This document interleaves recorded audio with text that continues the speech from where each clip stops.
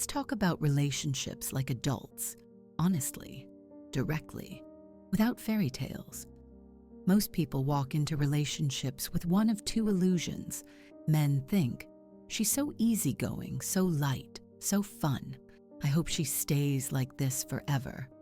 Women think, he has potential. Give me time. I'll help him grow into the man he can be. Two fantasies, zero honesty. He hopes she will never change. She hopes he will absolutely change. And this is where most relationships begin to fall apart. Not in year 5, not after the first fight. Not because love faded, but much earlier. Right at the moment, you decide to be anyone except your real self.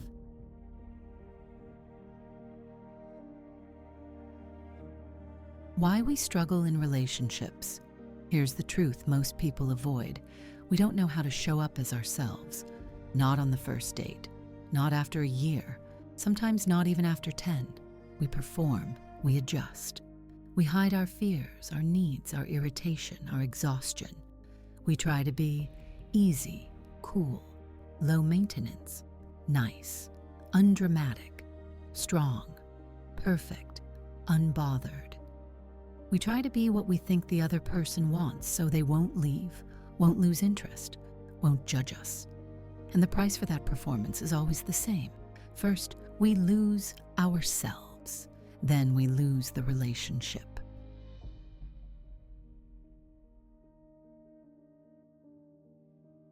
The core issue behind almost every relationship problem, it's not communication styles, not attachment theory, not love languages, not Mars and Venus. It's this, the fear of being fully ourselves from the start. If we were able to show up as who we really are in the very beginning, honest, imperfect, human, 90% of relationship problems would never exist. But we don't, and that is why. We choose the wrong people. We stay too long in painful dynamics. We enter relationships we shouldn't. We avoid relationships we need. We keep repeating the same stories with different faces because we're not choosing from authenticity. We're choosing from fear. How relationships actually work. A relationship is not two roles, two labels, two responsibilities, two families merging, two people playing their best selves. A relationship is simply this: how I feel about myself when I'm near you. That's it. Not what we do, not how it looks, not what we agreed, but how does my nervous system respond to your presence? Do I relax? Do I shrink? Do I tense up? Do I feel safe? Do I feel judged? Do I feel seen? Do I feel invisible? Do I feel like myself? This is where the truth lives, not in words, not in promises, not in plans, not in potential. It lives in sensations, in emotions, in the way my body reacts when you walk into the room. That's the part people rarely look at, but it is the only part that truly matters. So at the beginning always tells the truth. When I work with individuals or couples, I always ask, how did you show up in the beginning? And the answers are almost always the same. Women say, I didn't want to seem demanding, so I acted easy. I didn't show my real needs. I didn't speak up. I hoped he would guess, men say. I didn't want to disappoint her. I pretended I had everything handled. I tried to be stronger, calmer, more stable than I actually was. Two performances, not a relationship, a theater production. And eventually both masks fall off, not because people change, but because no one can act forever.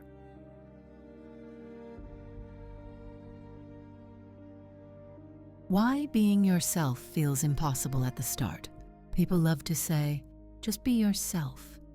But if you grew up being judged for your emotions, if you were taught to earn love through performance, if you were praised for being easy, strong, quiet, low maintenance, while your real needs were ignored. Then being yourself at the beginning of a relationship feels like standing naked in the middle of Times Square. We think, if I show my needs, I'll look needy.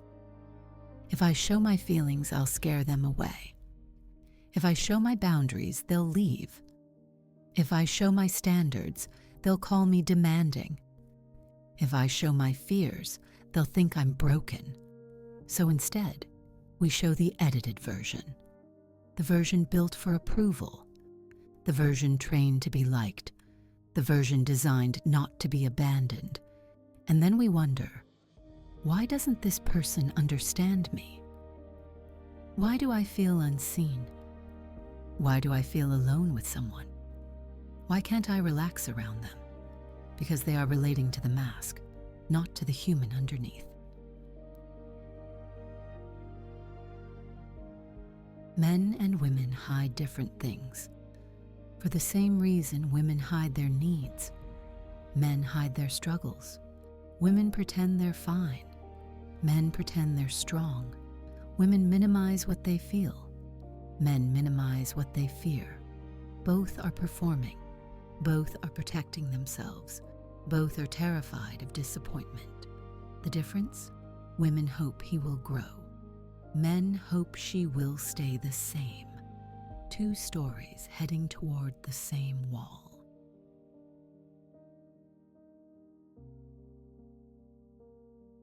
The moment everything collapses, the collapse doesn't happen during a big fight. It happens during a quiet realization. I don't know how to be myself here. That sentence breaks more relationships than cheating ever will. Because if you can't be yourself, you can't love fully, you can't trust fully, you can't relax, you can't be honest, you can't grow, you can't receive love, you can't give love, you can't stay. So the relationship starts dying not because people changed, but because they finally stopped acting.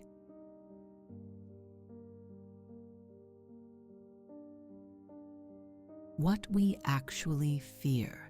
We don't fear love.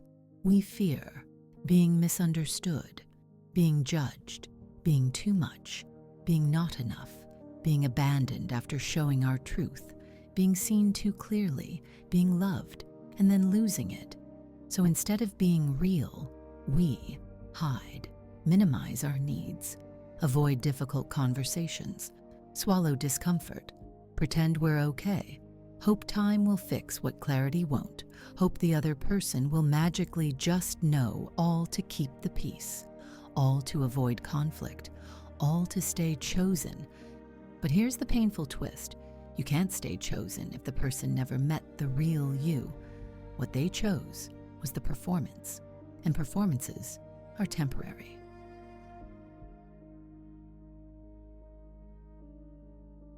The psychology behind early illusions. In the beginning, connection feels magical because both people are projecting. Women often project potential. I see who he could become. I can help him grow. Men often project comfort.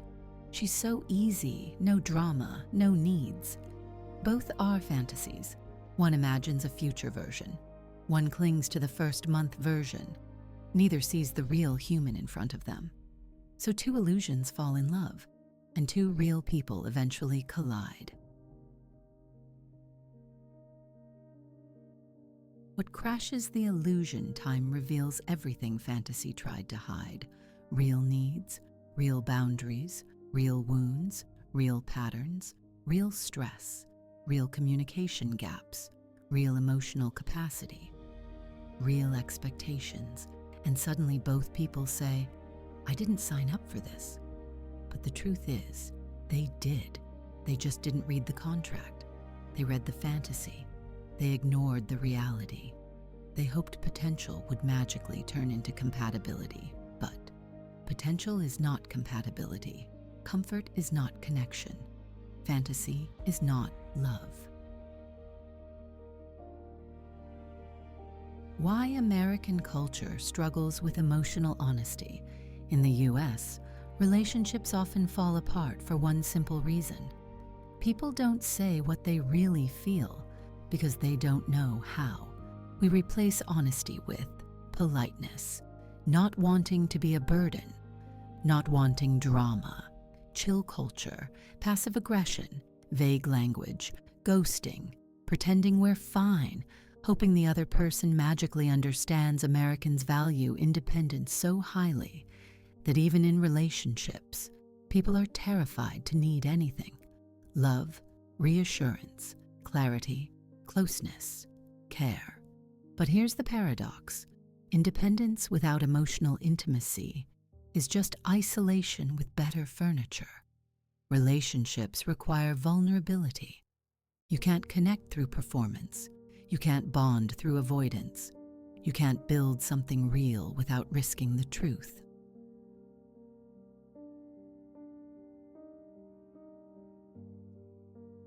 What destroys couples faster than anything, not conflict, not money, not stress, not mismatched schedules, not even infidelity.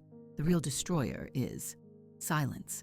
Silence about hurt feelings, unmet needs, things that bother you, things you pretend not to care about, emotional distance, fading desire, unspoken resentment, fear, overwhelm, exhaustion, loneliness inside the relationship. Most relationships do not die loudly. They die quietly from all the things people don't say.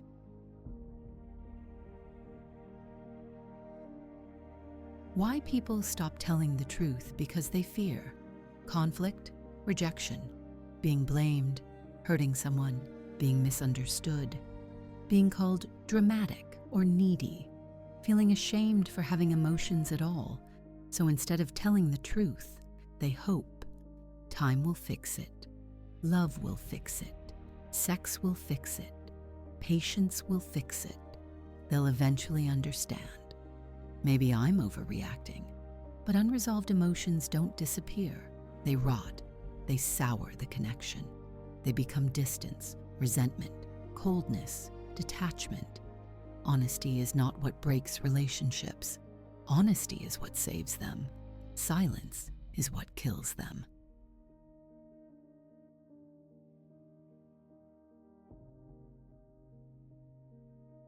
The number one skill of strong relationships, not communication techniques, not conflict resolution frameworks, not love languages, not attachment theory. The number one skill is this: the ability to tell the truth without punishing each other for it, to be able to say, I'm feeling disconnected, I'm scared, I'm overwhelmed, I need more closeness, I need more autonomy, I need you to slow down, I miss how we used to talk, I feel like I'm losing myself, I'm starting to shut down emotionally, I love you, and I need us to figure this out together. This is emotional maturity. This is adult love. This is partnership.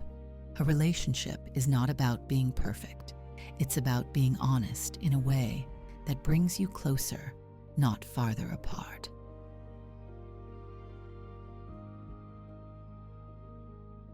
The truth about emotional safety: most people think emotional safety is about avoiding conflict, being agreeable, never upsetting each other, smoothing things over, not making a big deal. But real emotional safety is the opposite. It is the ability to say, this is what's happening inside me, and trust that your truth won't be used against you. It is knowing your feelings won't be dismissed, your needs won't be mocked, your fears won't be minimized, your honesty won't cause abandonment, your vulnerability won't be punished. You cannot build real intimacy on top of emotional self-defense. Honesty doesn't kill relationships. Lack of safety does.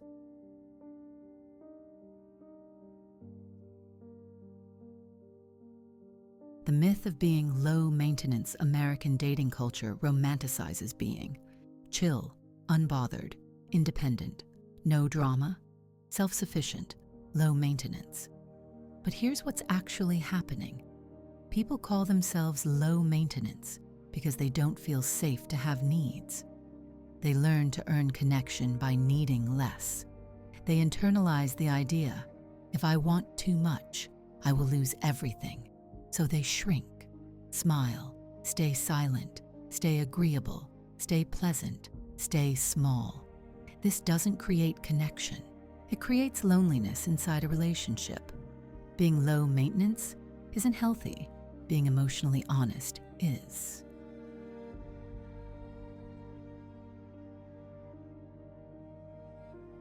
Why so many couples walk on eggshells? People don't walk on eggshells because the relationship is fragile. They walk on eggshells because they are fragile inside it.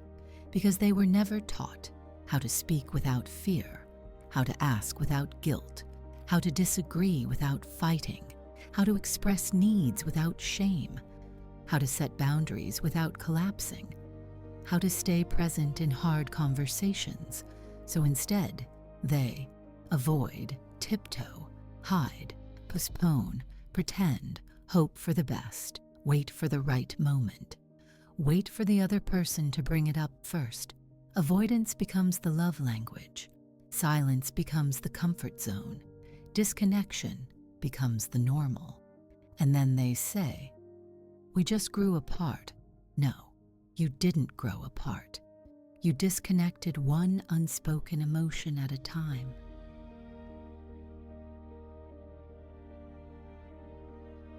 If your relationship feels heavy, here's why. The weight doesn't come from tasks, routines, or responsibilities. It comes from suppressed emotion, unspoken resentment, swallowed frustration, unmet needs, unaddressed conflicts, fear of honesty, fear of rocking the boat, fear of being too much, fear of being rejected for your truth. Emotional suppression is exhausting. Honesty is energizing. When you speak honestly, your body exhales, your nervous system relaxes, your connection strengthens. Truth is not a threat. Truth is oxygen.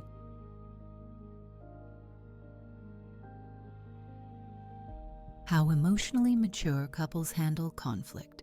Emotionally mature couples don't avoid conflict.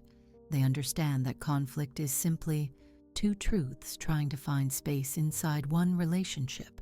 So they stay curious, stay as calm as they can, stay connected, ask questions, seek understanding, take breaks without abandoning, repair quickly, take responsibility, express emotion honestly, not violently. They don't shut down. They don't weaponize feelings. They don't punish with silence. They don't disappear. They don't attack. They stay. Not because it's easy, but because they value clarity over comfort.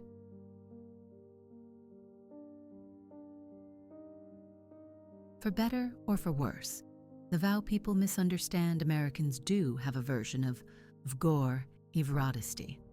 In wedding vows, it's said as for better or for worse. People think it means we'll survive hard times together. But emotionally, it also means your emotional state won't break our connection, and mine won't either. It means if I'm thriving and you're hurting, I stay present. If you're joyful and I'm overwhelmed, I don't resent you. I don't have to match your mood to stay connected to you.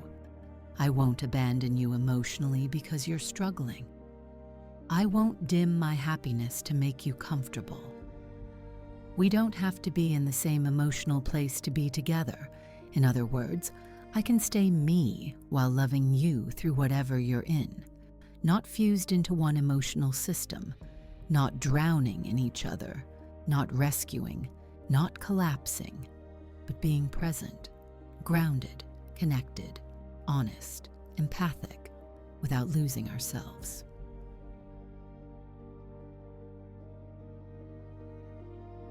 How relationships become our mirror. One of the most important truths about love is this: you only see yourself clearly when you're standing in front of someone else. Another person reflects back. Where you abandon yourself, where you avoid the truth, where you tolerate too much, where you don't communicate, where you people please, where you repeat old wounds, where you hide, where you shrink, where you don't trust your intuition, where you haven't healed, where you betray your own boundaries.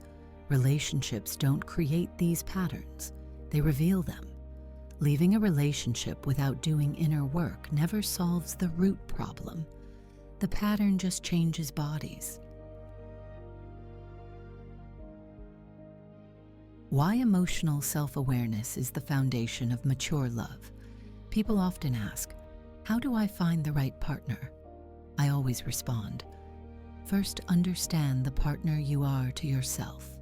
Because if you don't know what triggers you, what calms you, what overwhelms you, what makes you withdraw, what makes you needy, what you expect, what you fear, what you need in order to feel safe, how you respond under stress, how you receive love, how you push love away, then you are entering relationships blindfolded. You're not choosing, you're reacting. And reacting is not the same as relating.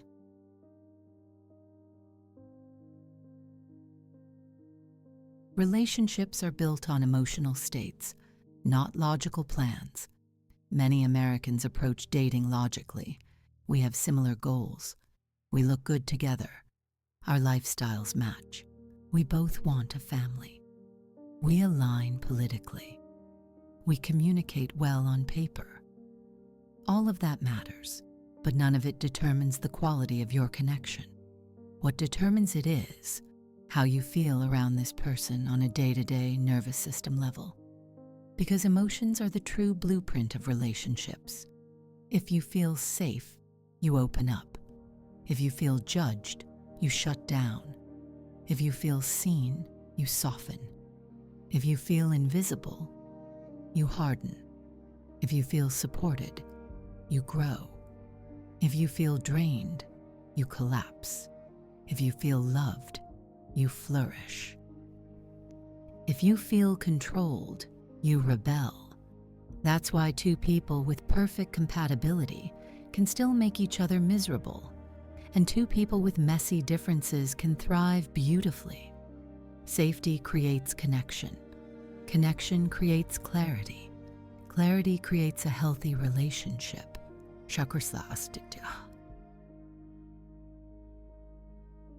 How to know if someone is right for you? It's not about how good the beginning feels, how intense the chemistry is, how charming they are, how exciting everything seems, how many boxes they check. The real questions are, 1. Can I be myself with this person? Not the filtered, polite, impressive version, the real one. 2. Can I speak my truth without being punished for it? If you can't say it, you'll eventually suffocate on it.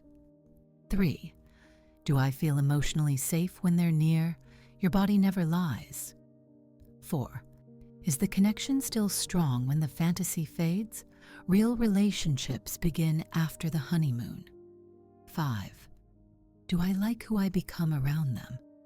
If the relationship costs you yourself, it's too expensive. Why we need people, even the wrong ones. Every person you've ever been with served a purpose. Some were lessons, some were mirrors, some were patterns, some were teachers, some were warnings, some were healing, some were karma, some were simply preparation for a version of love you weren't ready to receive yet. Nothing is wasted. No connection is meaningless. No heartbreak is random. Every person you meet helps you understand who you are not, what you want, what you cannot tolerate, what wounds still need attention, what boundaries you need, what intimacy feels like, what red flags feel like, what your heart responds to, what your heart rejects. Relationships are a spiritual X-ray. They reveal the truth you tried to avoid. And once you see it, you cannot unsee it.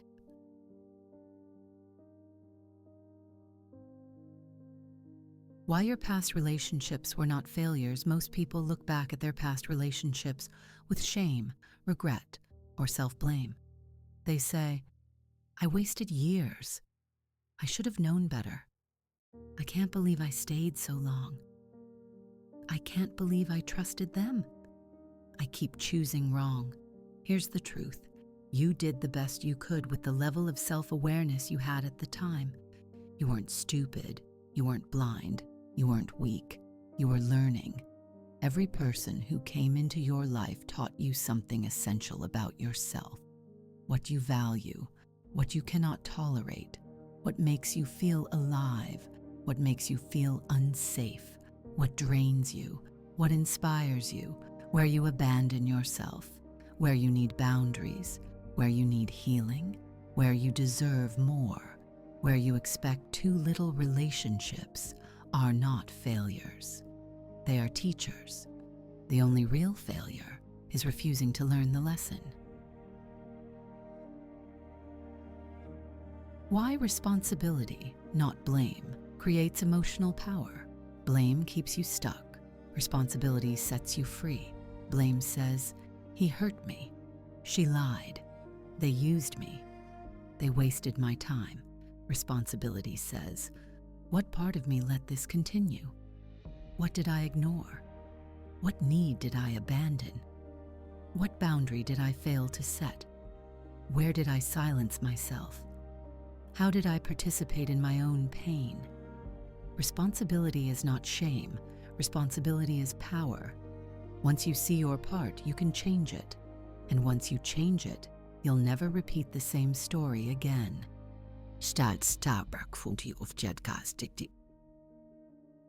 Emotional maturity, the key to adult love. Emotional maturity means, I know how I feel. I understand why I feel it. I can express it clearly. I can listen without defensiveness. I can repair after conflict. I don't punish with silence. I don't run from uncomfortable truth. I don't collapse in hard conversations. I don't attack when triggered. I take responsibility instead of blaming. I stay present even when triggered. I can hold your emotions without losing myself. I can hold my emotions without dumping them onto you. This is what creates trust, stability, intimacy, connection, emotional safety, long-term partnership. Not chemistry, not intensity, not fantasy, not perfection. Maturity is what makes love last.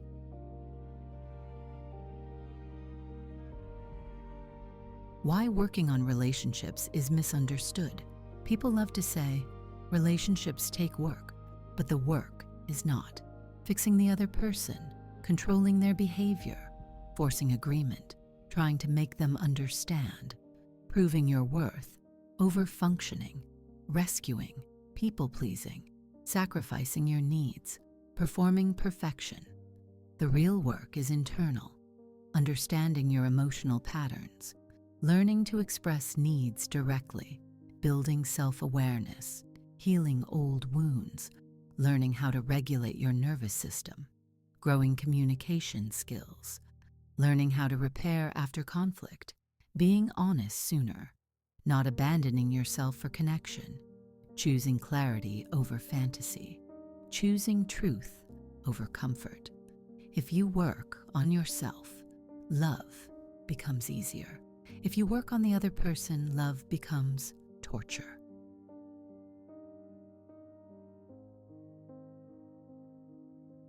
Relationships don't change your life.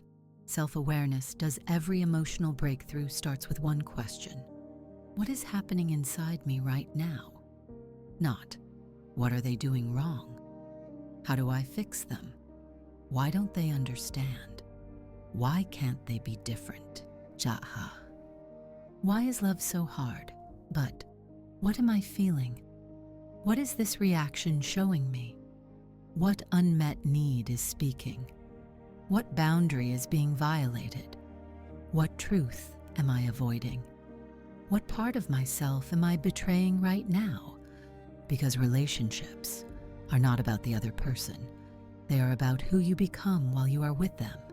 You cannot change another human, but you can transform yourself. And when you transform yourself, your entire experience of love transforms with you.